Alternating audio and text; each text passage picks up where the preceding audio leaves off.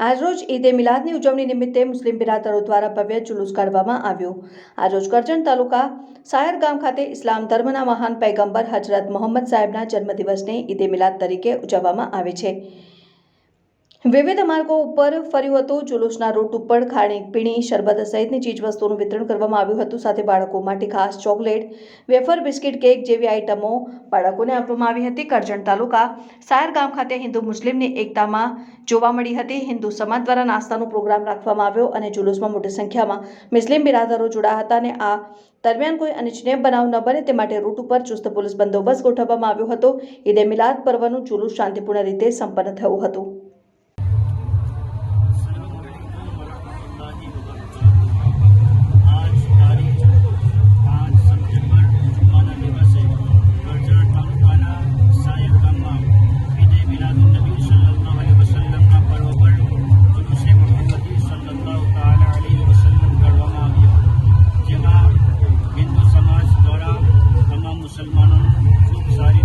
સહકાર મળ્યો અને તમામ મુસલમાનોનું સ્વાગત કર્યું। તેમાં